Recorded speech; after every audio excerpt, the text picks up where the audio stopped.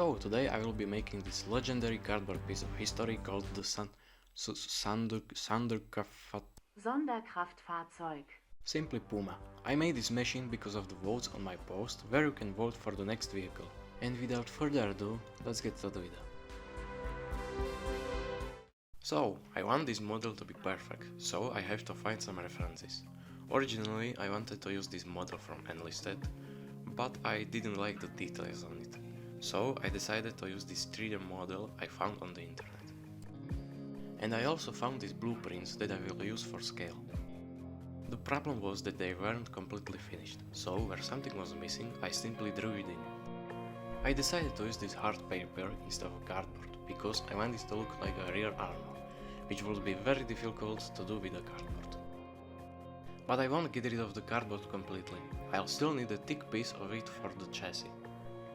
It can be difficult to find the angle and the size of the front of the tank when you don't have it drawn on the blueprint, but we have it, so just attach the cardboard, trace it and you're done. For this part I wanted to create the effect of two joined sheets of metal, so I glued several layers of paper together to achieve this. Now I am going to make this top part first, which will help me finish the front and the back of the vehicle. Once we have the bottom and the front plates of the tank ready, we can jump onto the top of the tank, which will help us finish the rear of the vehicle. Once we have the roof of the vehicle ready, we can use my new tool to grind out the hole for the turret. Now that we have the top of the tank glued on, let's make the back of the engine. This is a bit of boring part, so I'll just finish it quickly, and now I can attach the chassis to the top. Now that we have the vehicle chassis almost finished, let's make the tower base. Of course, we must not forget the size of the vehicle, which I will make simply by sticking paper on the size of the tank, tracing it and cutting it out. I want to make this model as realistic as possible, so I'm going to stick some stuff inside to add weight to the model. Once the chassis is finished, it will of course still need fenders, which are probably the most difficult to make because I have to fit them precisely onto the vehicle body. And of course mudguards for the wheels themselves. Now that we have everything ready, we are going to finish the tower. I originally wanted to make the entire tower in one piece, but it quickly became clear to me that this would be impossible. So I'm going to make these two parts first and then paper them together similar to the chassis. The problem is that I obviously didn't check beforehand whether I was doing it correctly, so I have to take it all apart and redo it. I'm happy with how it looks now, but it still lacks a cannon. You'll make a cannon simply by rolling the paper into a tube on a pin and that's it. Before I stick the cannon into the turret, I'll put this part in there. And of course, the cannon needs its own muzzle brake, so I made one for it. Of course, we must not forget the gun mallet, which protects the crew and the cannon itself from bullets. But first we need to coat it with a wet putty to get the right texture. I can't look at the cannon any longer because it's too thick, so I'm going to cut it off now and replace it with a smaller one, which is much better. I'm already satisfied with the result, so I can stick it into the vehicle's turret. The tank is finally finished, so the next step will be the wheels.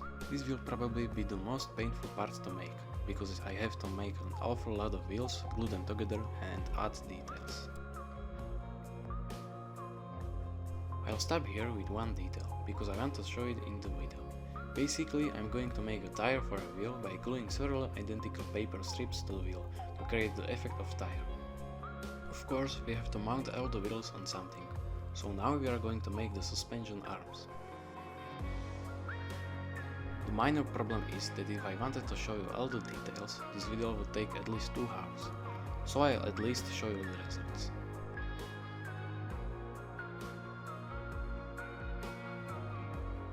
We have all the basic things ready, let's get to the work on all the details like periscopes, hatches, lights and so on.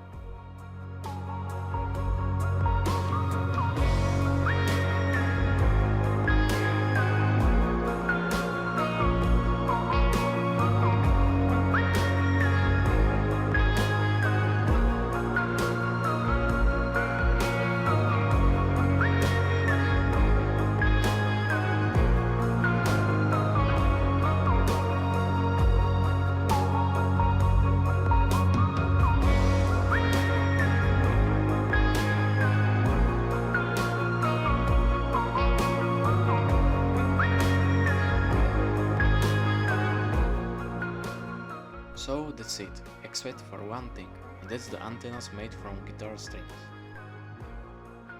I'm very proud of these canisters because it took a lot of work, so I hope the effort is visible.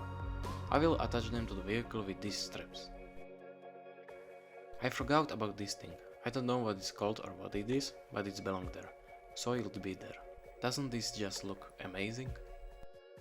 Of course, every engine needs its own exhaust, right? I'll skip the other details like lights, tools and repair kit, because they are not that interesting, and we'll jump straight into the vehicle's rivets. By that I meant that I will now spend a few hours agonizing over piercing the entire vehicle with nails to create this rivet effect. It's time to patch all these holes with a putty so it looks good. I think it's time to pick some colors from the closet.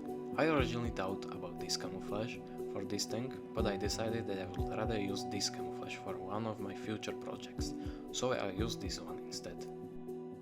First I paint the secondary parts of the vehicle, such as the wheels, tools, canisters, and then I paint the vehicle itself. As the basis for this camouflage, we'll use this light yellow paint, which we'll spray on the vehicle in several layers. Honestly, I really like how it looks like even without the other colors. I also have a feeling that this will be my best model yet. The next step will be the green paint, which will be quite risky to apply because we may inadvertently let the paint seep through the tape, which will not be at all pleasant to look at.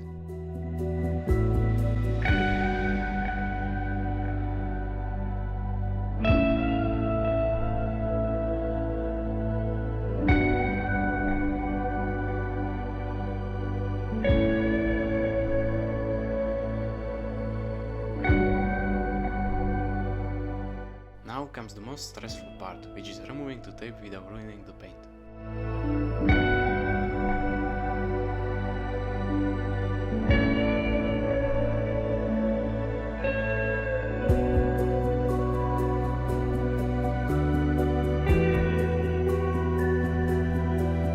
Okay, a little paint came through, but it's not that bad.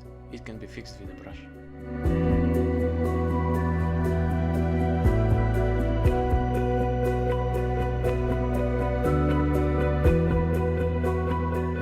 Of course, the inside of the flares and cannon must be black, so let's fix that. Now comes the fun part, putting it all together. We'll start with the vehicle's license plate, and gradually we'll get to the vehicle's markings, like this 5 and the German cross. I also added these numbers, which I don't know what they mean, but I like them. I just realized that if I left the chassis painted like the rest of the vehicle, it will look very strange, so we are going to change that.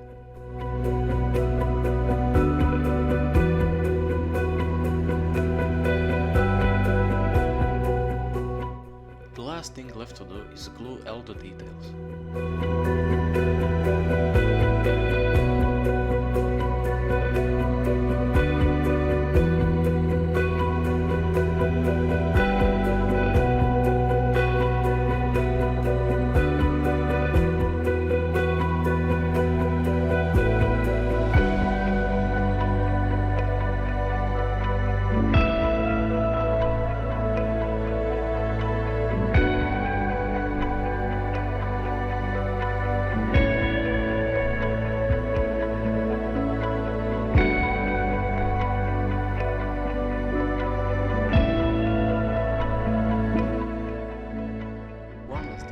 That is dark spray varnish.